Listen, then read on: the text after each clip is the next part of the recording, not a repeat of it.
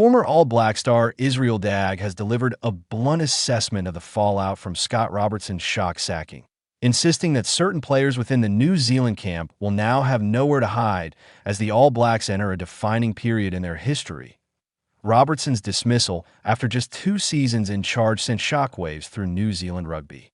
Widely regarded as the long-term successor to Ian Foster and a coach capable of leading the All Blacks into a new era, the former Crusaders boss was instead removed following a post-season review into a deeply frustrating 2025 international campaign.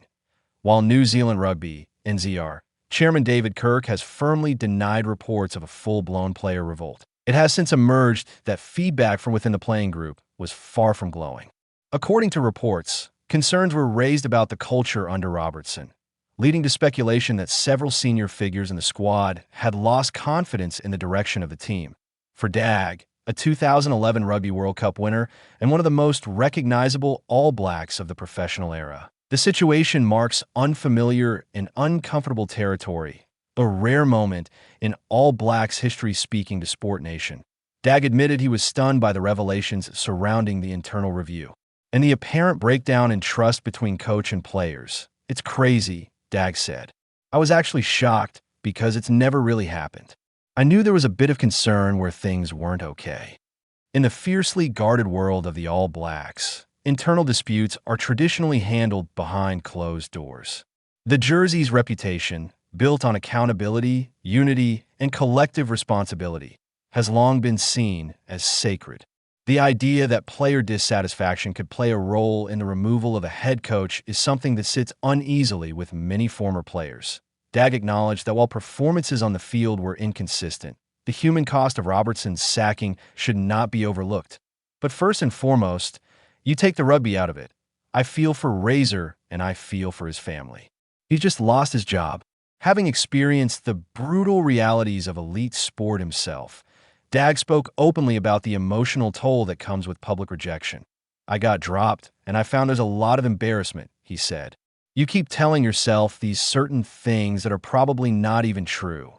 For Robertson, a proud New Zealander who had dreamed of coaching the All Blacks since childhood, the sudden end to his tenure has been particularly cruel, a dark moment for New Zealand rugby beyond the immediate drama. Dagg believes the situation reflects broader issues within New Zealand rugby, issues that extend far beyond the All Blacks environment. "Now it's kind of like, where do we go next? What are we doing?" he asked. "We're in a bit of a dark place at the moment with everything that's going on, not only with the All Blacks, but rugby in general. The struggles of Super Rugby franchises, declining participation numbers, increased player movement overseas, and growing financial pressure on NZR have all contributed to a sense of uncertainty. For the first time in decades, New Zealand rugby no longer feels invincible. The next couple of years are pretty pivotal to get things sorted," Dagg added. With Rugby World Cup 2027 looming and the All Blacks searching for stability, the stakes could hardly be higher. Pressure shifts to the players. Perhaps the most striking element of Dagg's comments was his insistence that the pressure must now shift squarely onto the players who voiced concerns during the review process. "There's a lot of speculation about the whole review and maybe some player unrest," he said. "But it's really important when there's an opportunity to go out there and put that jersey on, they put some mana back into it." For Dagg, wearing the All Black jersey is not just a privilege. It is a responsibility. "There's a lot of pressure on a couple of players in that playing group," he continued. "They're going to have to front. If the speculation is right about the review, they've got to go out there and front." The implication is clear. If players contributed to Robertson's downfall, they must now deliver performances that justify those actions. There could be no excuses, no hiding places, and no finger-pointing once a new coaching regime is in place.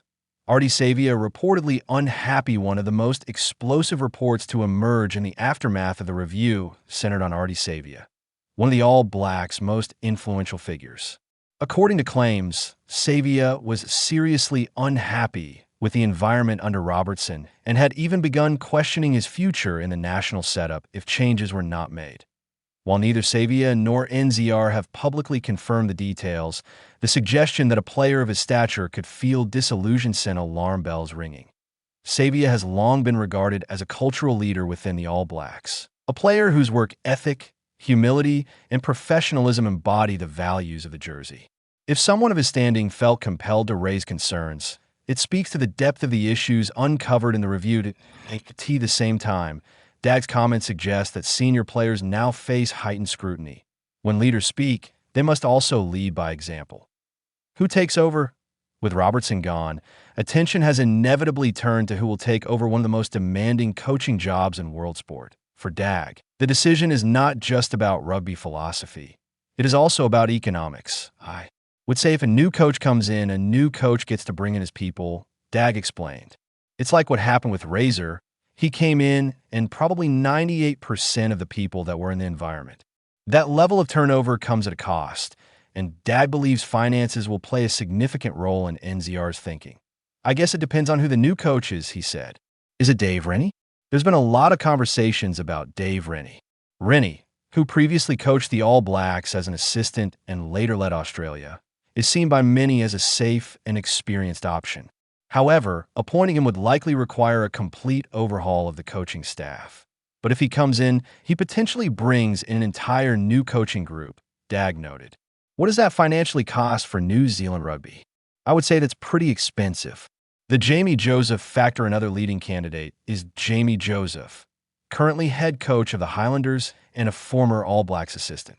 Joseph's success with Japan at the 2019 Rugby World Cup enhanced his reputation as a coach capable of building resilient, disciplined teams. Or what does a Jamie Joseph come in? Dagg asked. And we all know the name that he's talking about. It's Tony Brown, and that's going to be rather expensive. Brown, widely regarded as one of the sharpest attacking minds in world rugby, would be a major coup. But again, the financial implications are significant. Despite this, Dagg believes Joseph may be the most realistic option. Jamie Joe's probably the frontrunner, he said. He's here in our country. He's coached the All Blacks 15. There's also a sense that Joseph's no-nonsense approach could be exactly what the All Blacks need. I've never been coached by Jamie Joe, Dagg admitted, but I get a sense there may be a few burpees, maybe a few backs having some mauls. It might be just what they need. Resetting standards underlying Dagg's remarks is a belief that the All Blacks need a cultural reset, a return to standards that once made the jersey feared and revered. Whether that reset comes through Rennie's structure, Joseph's intensity, or another candidate altogether, Dagg is convinced that accountability must be restored. For too long, he suggests, responsibility has been blurred. With Robertson gone, excuses have run out. A defining crossroads that All Blacks now stand at crossroads rarely seen in their history. The aura of inevitability that once surrounded them has faded, replaced by uncertainty and scrutiny. For Dagg, the next appointment will shape not only results, but identity. The players who remain must decide what kind of team they want to be, and whether they are willing to earn back the mana of the jersey through action rather than words. As New Zealand rugby navigates one of its most turbulent periods, one thing is clear.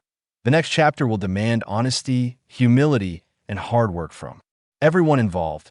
And this time, no one gets a free pass.